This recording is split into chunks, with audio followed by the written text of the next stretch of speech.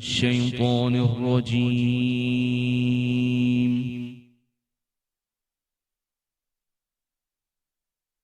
بسم الله الرحمن الرحيم.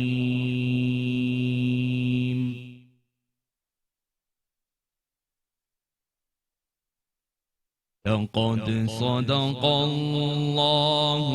رسوله الرؤيا بالحق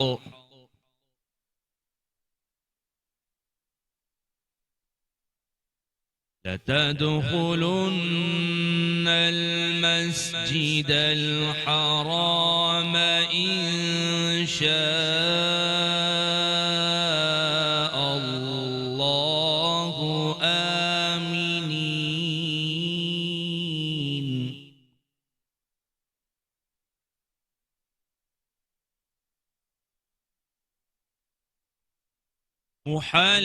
محلقين رؤوسكم ومقصرين لا تخافون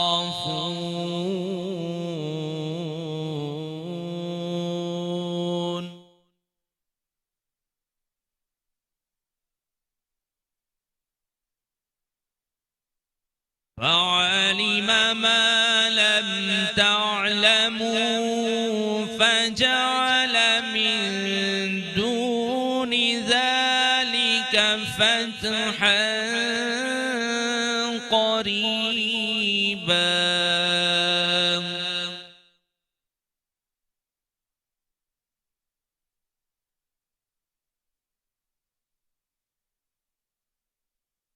لقد صدق الله رسوله الرؤيا بالحق لتدخلن المسجد الحرام إن شاء الله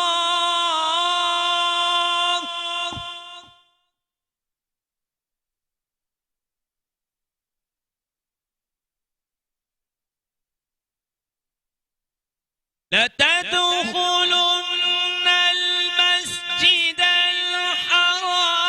إن شاء الله آمنين محلقين رؤوسكم ومقصرين لا تخافون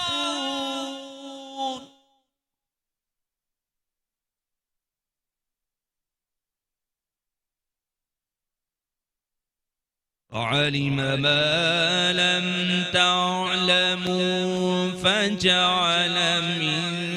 دون ذلك فتحا قريبا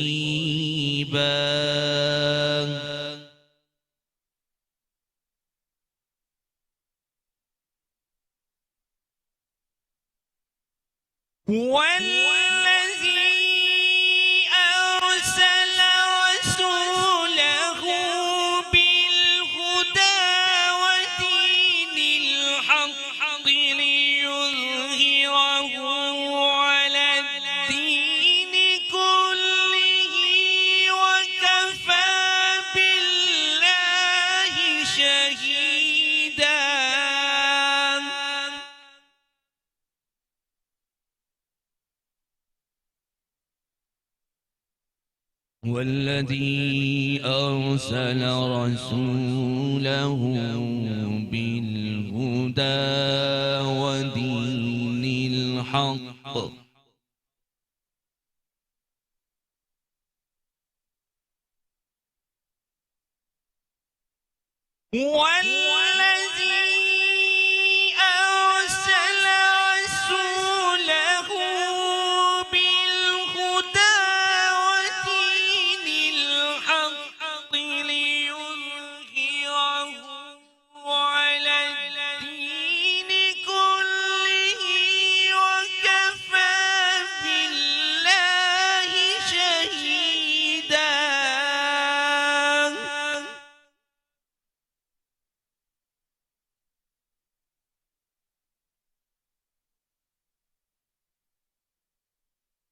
يظهره على الدين كله وكفى بالله شهيدا۔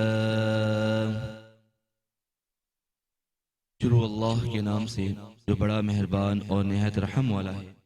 بے شک اللہ نے اپنے رسول کا خواب سچا کر دکھایا کہ اگر اللہ نے چاہا تو تم امن کے ساتھ مسجد حرام میں ضرور داخل ہوگے۔ اپنے سر منڈواتے ہوئے، بال کتراتے ہوئے، بے خوف و خطر ہوں گے۔ پس جس بات کو تم نے نہ جانتے تھے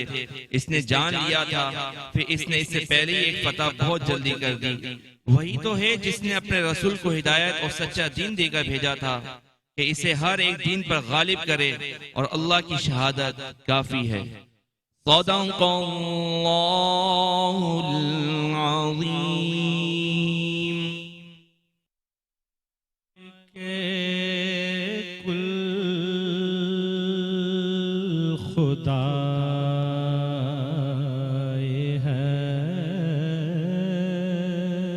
تو بود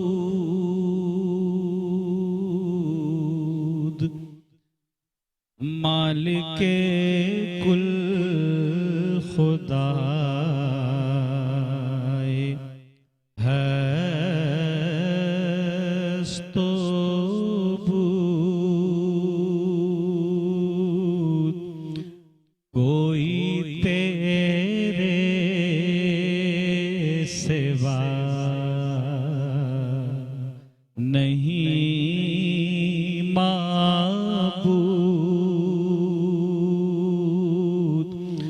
کوئی تیرے سوا نہیں معبود۔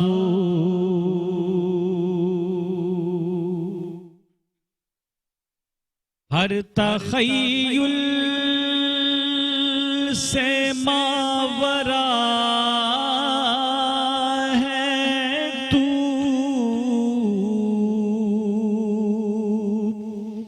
ہر تخیل سے ماورا ہے تو،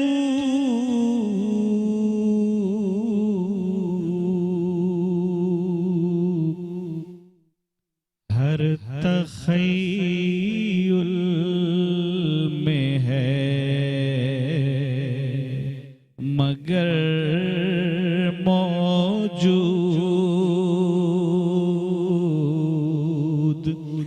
ہر تخیل میں ہے مگر موجود۔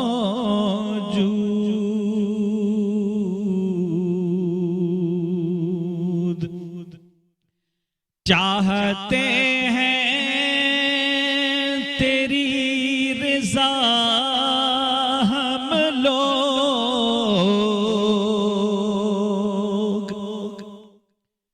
چاہتے ہیں تیری رضا ہم لوگ،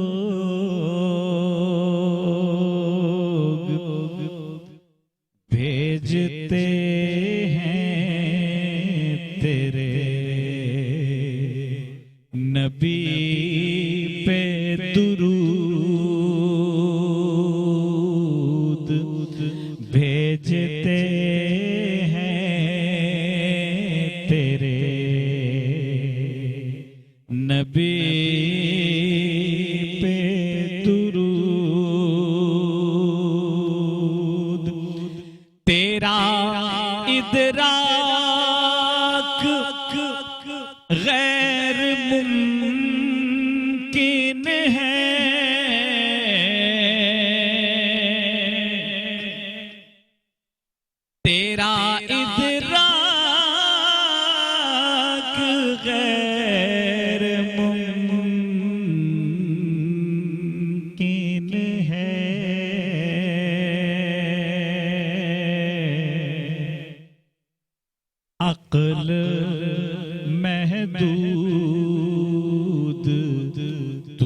ہے لامحدود،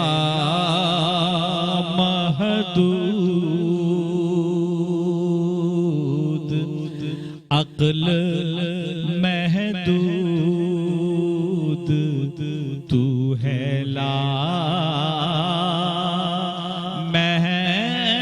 لامحدود، مالک کل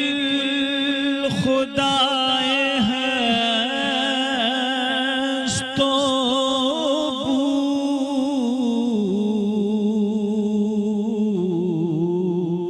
بود، کوئی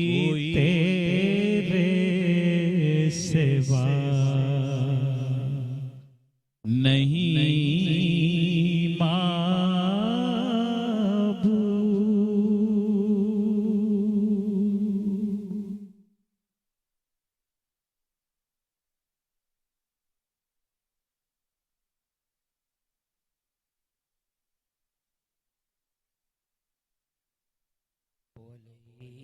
یا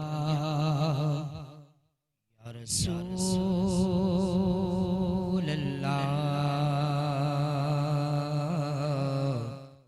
وسلم علیک یا حبیب اللہ۔ میں جو یوں مدینے جاتا تو کچھ اور بات ہوتی، میں جو یوں مدینے جاتا تو کچھ اور بات ہوتی، کبھی لوٹ کر نہ آتا، کبھی لوٹ کر نہ آتا،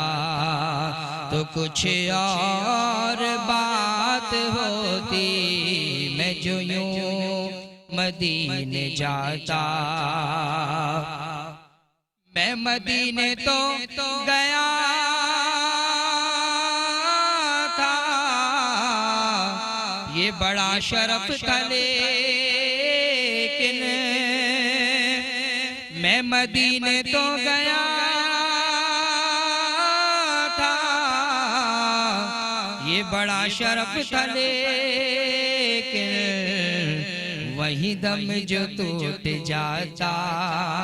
تو کچھ اور بات ہوتی، وہی دم جو ٹوٹ جاتا تو کچھ اور بات ہوتی، میں جو یوں مدینے جاتا۔ اور یہاں قبر میں یقیناً تیری دیت مجھ کو ہوگی، یہاں قبر میں یقیناً تیری دیت مجھ کو ہوگی، میں بقیع پاک پاتا تو کچھ اور بات ہوتی، میں بقیع پاک پاتا تو کچھ اور بات ہوتی، میں جو یوں مدینے جاتا۔ اے ظاہر مدینہ تو خوشی سے ہنس رہا ہے، اے ظاہر مدینہ تو خوشی سے ہنس رہا ہے، تیرا غم زدہ جو لاتا، تیرا غم زدہ جو لاتا تو کچھ اور بات ہوتی، میں جو یوں مدینے جاتا۔ اور کیوں مدینہ چھوڑ آیا،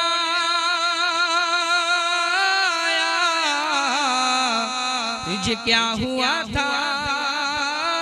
تار، کیوں مدینہ چھوڑ آیا، تجھے کیا ہوا تھا تار، وہی گھر اگر بساتا تو کچھ اور بات ہوتی، وہی گھر اگر بساتا تو کچھ اور بات ہوتی، میں جو یوں مدینے جاتا تو کچھ اور بات ہوتی۔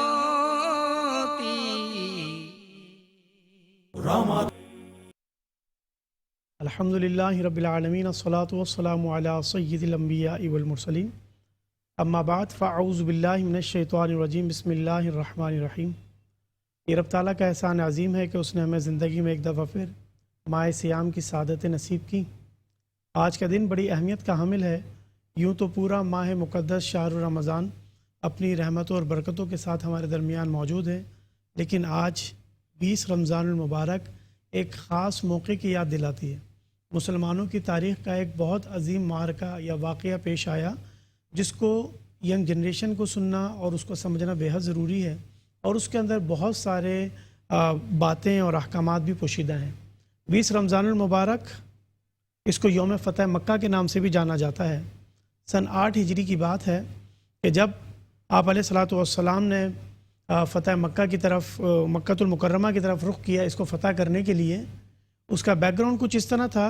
کہ صلح حدیبیہ کے موقع پر ٹریٹی آف حدیبیہ ایک سائن کی گئی مسلمانوں اور کفار مکہ کے درمیان، جس کے اندر یہ بات لکھی گئی تھی کہ there would not be war between you and us for 10 years، 10 سال تک ہمارے اور تمہارے درمیان کوئی جنگ نہیں ہوگی۔ دیگر پوائنٹس کے ساتھ ایک پوائنٹ یہ بھی تھا، ہوا یہ کہ جو ایک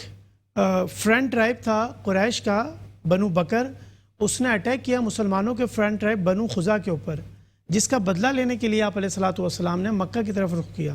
آپ علیہ الصلاۃ والسلام نے اپنی 3 شرائط پیش کی قریش کی طرف، اور کہا کہ یا تو مرڈرر کا بلڈ منی پے کر دی جائے، یا جو مرڈرر ہیں ان کو ہمارے حوالے کر دیا جائے، یا پھر یہ جو ٹریٹی آف حدیبیہ سائن کی گئی ہے اس کو نل اینڈ وائڈ کیا جائے، تاکہ پھر ہم اپنا اقدام آگے کر سکیں۔ کفار مکہ اسی بات کے اندر تھے، اور وہ یہی سوچ رہے تھے کہ ہمارے لیے سب سے بڑے فائدے کی بات تو یہ ہے کہ ہم اس ٹریٹی کو ختم کریں اور ایک دفعہ پھر مسلمانوں کے ساتھ ہم اپنی جنگ کو جاری رکھیں۔ جب آپ علیہ الصلاۃ والسلام کو انہوں نے یہ بات پیش کی کہ ہم نے اپنی ٹریٹی کو ختم کر دیا، تو آپ علیہ الصلاۃ والسلام نے تقریباً 10,000 صحابہ کرام کے ساتھ 10 رمضان المبارک 8 ہجری کو مدینہ المنورہ سے روانگی اختیار کی اور مکہ المکرمہ پہنچے۔ وہ ایسا وقت تھا کہ آپ علیہ الصلاۃ والسلام چاہتے تو ایک ایک کفار مکہ سے بدلہ لیا جا سکتا تھا۔ جو آزمائشیں، جو پریشانیاں انہوں نے آپ علیہ الصلاۃ والسلام کے مشن کے اندر کھڑی کی تھیں، اور ارلی جو کنورٹس ہیں ان کو جو پرابلم کریٹ کی تھیں، ان کو جو پرسیکیوٹ کیا گیا تھا، آج تو وقت تھا ان ساری چیزوں کا بدلہ لینے کا۔ لیکن قربان جائیے حضور سرور کونین خاتم النبیین والمرسلین، جو کہ رحمت للعالمین بن کر ہمارے درمیان مبعوث ہوئے ہیں، تو انہوں نے اپنی شان رحمت للعالمین ہی ان کے درمیان پیش کی اور بتایا لا تثریب علیکم اليوم، کہ آج تم میں سے کسی کے اوپر کوئی ملامت نہیں ہے، یعنی میں آج تم سے کسی چیز کا بدلہ لینے نہیں آیا، میں اللہ کا بھیجا ہوا نبی ہوں۔ میری تم سے صرف اتنی درخواست ہے کہ تم ایک رب پر ایمان لے آؤ، مجھے اس کا آخری نبی مان لو، جو کلام اس نے مجھ پر نازل کیا اس پر ایمان لے کر آ جاؤ۔ میں صرف یہی چاہتا ہوں کہ تم اپنے رب کی طرف آ جاؤ، جو تمہارا خالق ہے، جو تمہارا مالک ہے، جو تمہارا پیدا کرنے والا ہے، جو تمہارا پالن ہار ہے۔ میں نے کسی سے بدلہ نہیں لینا۔ اور وہی الفاظ آپ علیہ الصلاۃ والسلام نے بیان کیے جو رب تعالیٰ نے قرآن پاک کے اندر سورہ یوسف میں سیدنا یوسف علیہ نبی علیہ الصلاۃ والسلام کی زبان سے جو بیان ہوئے تھے، وہی آپ علیہ الصلاۃ والسلام نے بیان کیے کہ آج کسی کے اوپر کوئی ملامت نہیں۔ تم میں سے اگر کوئی پناہ چاہتا ہے تو وہ کسی دشمن کے گھر میں بھی پناہ لے گا تو میں آج اس کو قتل نہیں کروں گا۔ اس سے یہ بات بھی ہمیں سمجھ آئی کہ فتح مکہ جو ہوا تھا وہ تلوار کے زور پر نہیں، آپ علیہ الصلاۃ والسلام کے کریکٹر کی وجہ سے ہوا تھا۔ آپ علیہ الصلاۃ والسلام نے لوگوں کی گردنوں کو تلوار کے ذریعے نہیں جھکایا، بلکہ ان کے دلوں کو اپنے کردار کے ذریعے آپ علیہ الصلاۃ والسلام نے منور کیا۔ اور یہی تو آپ علیہ الصلاۃ والسلام کی شان کریمی کہ اتنا بڑا معرکہ فتح مکہ بغیر جنگ کے، بغیر جہاد کے، بغیر کسی بڑی فائٹ یا تباہی کے مسلمانوں کے پاس آ گیا۔ اور وہی شہر جو آپ علیہ الصلاۃ والسلام کا مسکن تھا، آپ کی جائے پیدائش تھی، جہاں پہ وحی کا نزول ہوا، آپ علیہ الصلاۃ والسلام ایک دفعہ پھر اس شہر کے اندر ایسے داخل ہوئے جیسے ایک بہت بڑا بادشاہ، ایک بہت بڑا کانکرر داخل ہوتا ہے، فاتح اعظم کی صورت میں آپ علیہ الصلاۃ والسلام مکہ المکرمہ جیسے عظیم شہر کے اندر داخل ہوئے۔ اور پھر کیا کیا؟ وہ بت جو کفار مکہ نے بیت اللہ کے اندر رکھے ہوئے تھے، آپ علیہ الصلوۃ والسلام نے ایک ایک کر کر ہر بت کو اس سے نکالا، اس کو پاک کیا اور نماز ادا کی، اور وہی آیہ کریمہ قرآن پاک کی تلاوت کی، وَقُلْ جَاءَ الْحَقُّ وَزَهَقَ الْبَاطِلُ إِنَّ الْبَاطِلَ كَانَ زَهُوقًا، کہ بے شک حق آ گیا اور باطل مٹ گیا، اور باطل مٹنے کے لیے تھا۔ اور آپ علیہ الصلوۃ والسلام نے ایسا کریکٹر پلے کیا کہ وہ لوگ جو آپ کے خون کے پیاسے تھے، جو مسلمانوں کو ٹارچر کیا کرتے تھے، جن کی وجہ سے حضور علیہ الصلوۃ والسلام نے اپنا گھر بار چھوڑ کر، سب چیزیں چھوڑ کر مکہ المکرمہ سے مدینہ المنورہ ہجرت کی، آج وہ آپ علیہ الصلوۃ والسلام کے شہدائی بن گئے، آپ علیہ الصلوۃ والسلام کے غلام بن گئے، اور تقریباً سارے کے سارے لوگ جو آپ علیہ الصلوۃ والسلام کے اس وقت دشمن تھے ارلی ایجز آف اسلام میں، وہ سب دائرہ اسلام کے اندر داخل ہو گئے۔ یہ حضور علیہ الصلوۃ والسلام کے کریکٹر کا کمال تھا، ان کی زبان کا، ان کے کردار کا کمال تھا، اور انہوں نے یہ رول پلے کر کے دکھایا کہ میں رب کی طرف سے رحمت بن کر آیا ہوں، اور ایسی اگزامپل سیٹ کی جو تا قیامت لوگوں کے لیے مشعل راہ ہے کہ اگر تمہارے اندر ہمت ہے جیت کی تو تم اپنے دشمن کو معاف کر کر جیت کا اظہار کرو، نہ کہ بدلہ لے کر۔ اور یہ سنت آپ علیہ الصلوۃ والسلام نے ہمیں سکھائی، اور امت مسلمہ کو یہ بات سکھائی کہ کس طریقے سے لوگوں کے دلوں کو فتح کرنا ہے۔ ایک بہت بڑا ایلیگیشن مسلمانوں کے اوپر کیا جاتا ہے کہ اسلام تلوار کی نوک کے اوپر پھیلا ہے۔ اگر اسلام تلوار کے یا زور بازو پہ پھیلا ہوتا، یا تلوار کے سائے کے اندر پھیلا ہوتا، یا پنشمنٹ سے پھیلا ہوتا، تو مکہ کے لوگ اسلام اسی وقت لے کر آتے جب آپ علیہ الصلوۃ والسلام اپنا زور دکھاتے، اپنی پاور کا اظہار کرتے۔ لیکن حضور سرور کونین خاتم النبیین والمرسلین صلی اللہ تعالیٰ علیہ وآلہ وسلم نے تو اپنی زبان اقدس سے ایسے الفاظ بیان کیے کہ ان کے دل خود بخود موم ہو گئے، اور وہ آپ علیہ الصلوۃ والسلام کے قدموں میں آ گئے، اور کہا کہ اس سے بڑھ کر فاتح کون ہو سکتا ہے کہ اتنی عظیم اس نے ہمارے ساتھ معاملات کیے اور ایسی عظیم فتح ملی۔ اور اس بات کو پروردگار نے قرآن میں سورہ فتح میں بیان کیا، انا فتحنا لک فتحا مبینا، کہ روشن فتح ہم نے تمہارے لیے دی۔ اور دوسری بات پروردگار نے سورہ نصر کے اندر بیان کی، اذا جاء نصر اللہ والفتح وَرَأَيْتَ النَّاسَ يَدْخُلُونَ فِي دِينِ اللَّهِ أَفْوَاجًا فَسَبِّحْ بِحَمْدِ رَبِّكَ وَاسْتَغْفِرْ إِنَّهُ كَانَ تَوَّابًا، کہ عنقریب آپ دیکھیں گے کہ لوگ جوک در جوک دائرہ اسلام میں داخل ہو رہے ہوں گے۔ تو مفسرین کرام نے اس بات کی شرح بھی اسی معاملے کی طرف کی، اسی مارکے کی طرف کی کہ لوگوں کو پتہ چلے کہ یہ دین کیا ہے۔ یہ دین لوگوں کے درمیان اپنے اخلاق سے پھیلایا گیا، اپنے کردار سے پھیلایا گیا، اپنے گفتار سے پھیلایا گیا، اور آپ علیہ الصلوۃ والسلام کی سیرت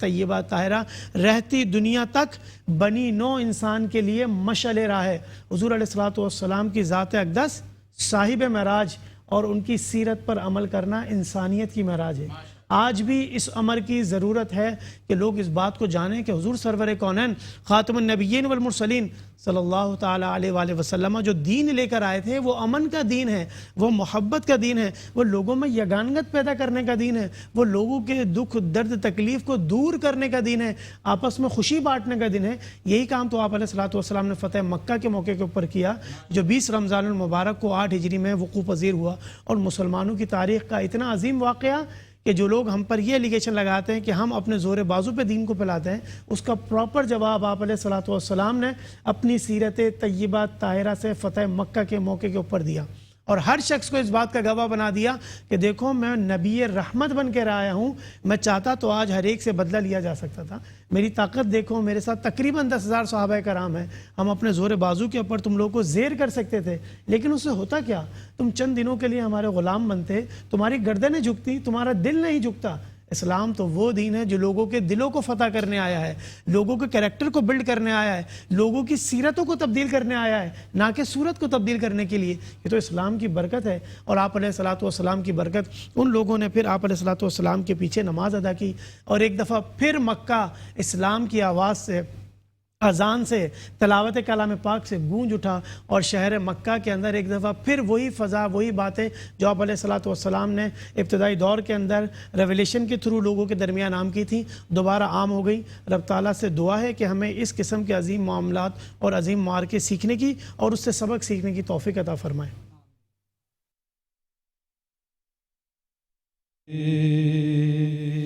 میری چمکا یہ چمکا یہ آقا قسمت میری چمکا یہ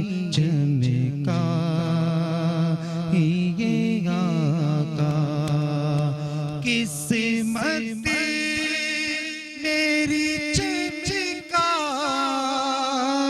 یہ چمکا یہ آقا مجھ کو بھی در پاک پہ بلوا یہ آقا مجھ کو بھی در پاک پہ بلوا یہ آقا سینے میں ہو کعبہ تو بس دل میں مدینہ سینے میں ہو کعبہ تو بس دل میں مدینہ آنکھوں میں میری آپ سما جا یہ آقا آنکھوں میں میری آپ سما جا یہ آقا وحشت ہے اندھیرا ہے میری قبر کے اندر آ کر ذرا روشن اسے فرما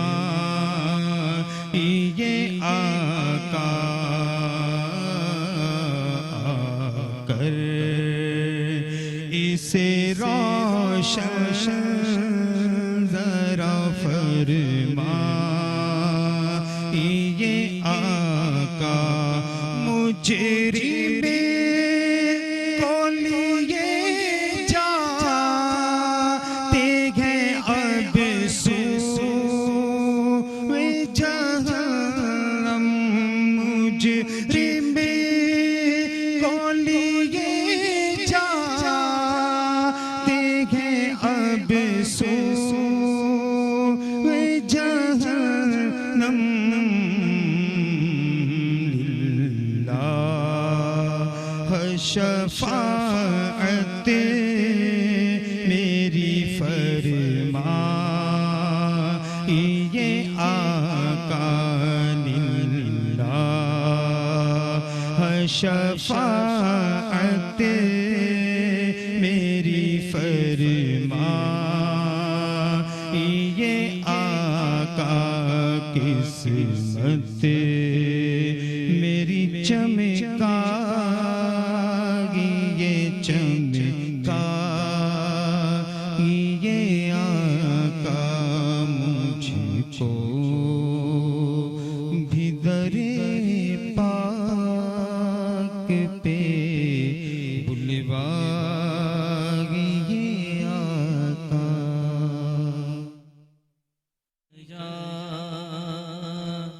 یا رسول اللہ وسلم علیک یا حبیب اللہ کو اپنی طلب سے سوا چاہیے ہم کو اپنی طلب سے سوا چاہیے آپ جیسے ہیں ویسی عطا چاہیے آپ جیسے ہیں ویسی عطا چاہیے کیوں کہوں یہ عطا وہ عطا چاہیے کیوں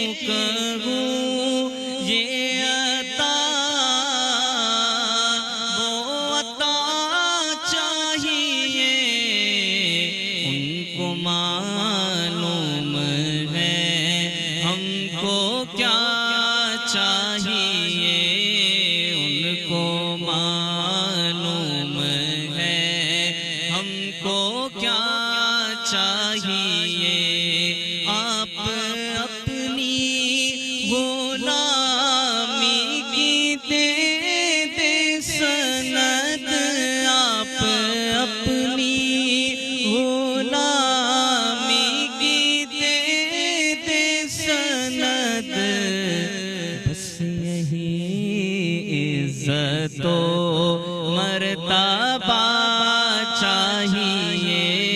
بس یہی عزت و مرتبہ چاہیے، اپنے قدموں کا دو عطا کیجیے، اپنے قدموں کا دو عطا کیجیے، مریضوں کو آب شفا چاہیے، ہم مریضوں کو آب شفا چاہیے، ہم مریضوں کو آب شفا چاہیے، بھر کے جھولی میرے سرکار نے،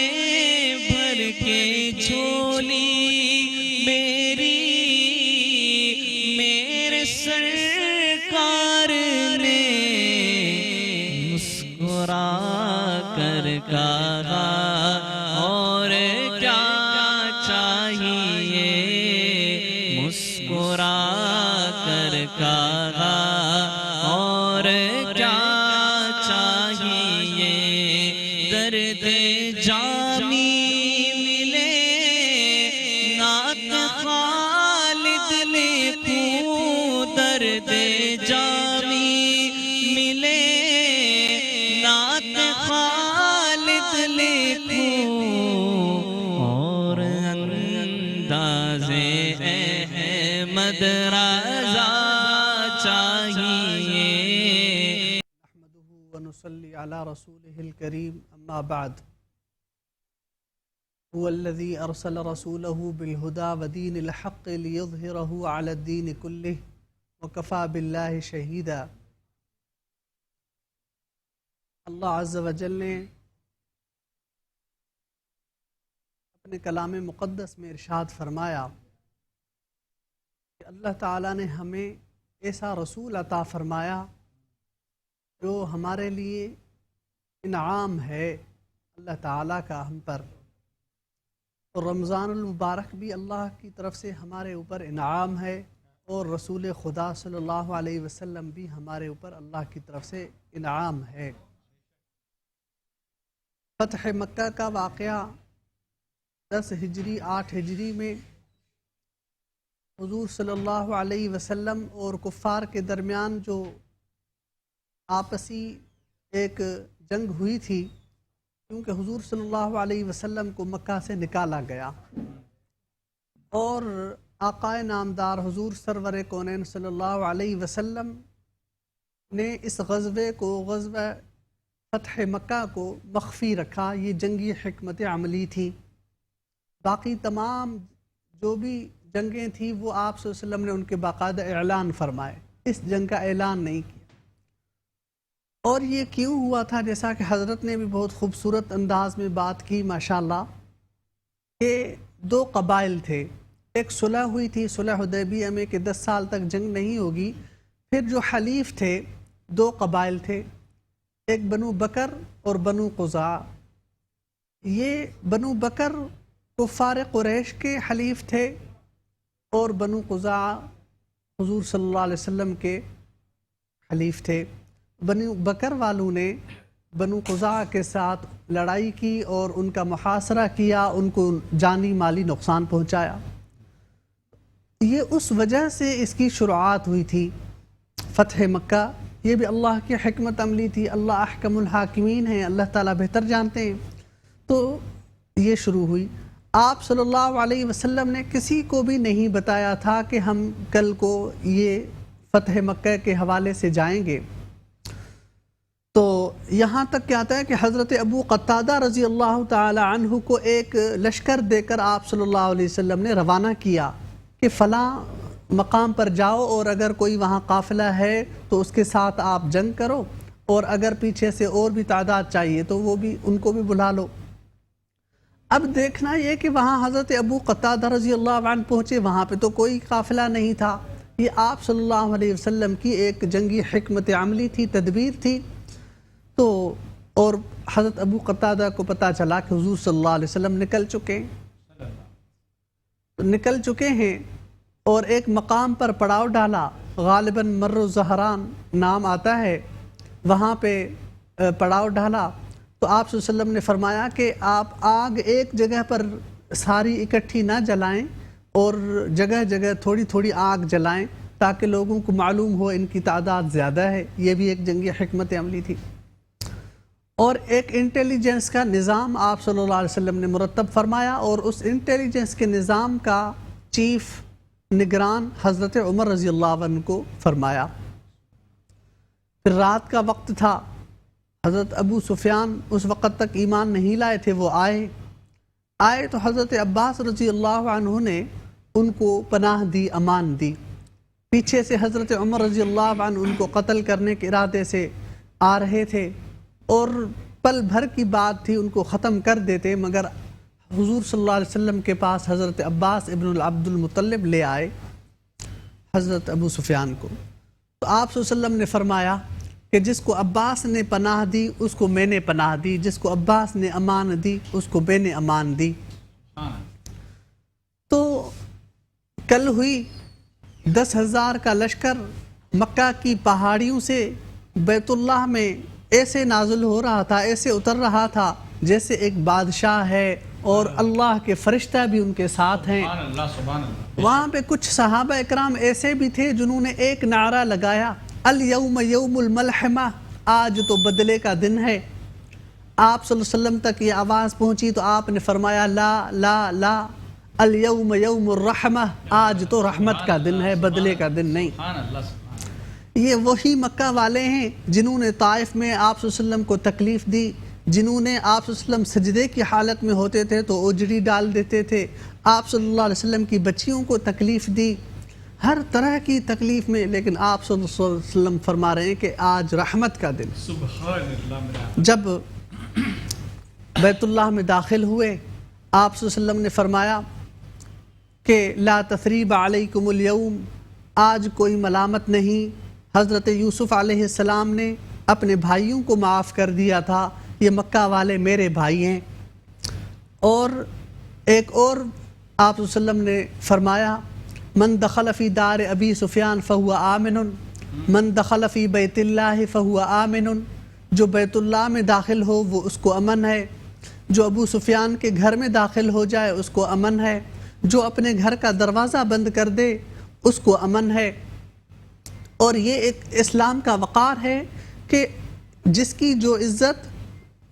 کفار کے زمانے میں تھی، اسلام لانے سے پہلے تھی، اسلام نے بھی اس کو وہی عزت اور مقام اسلام لانے کے بعد بھی عطا کیا ہے۔ انزل الناس منازلہم، لوگوں کے مقام مرتبے کے لحاظ سے ان کی عزت اور تکریم۔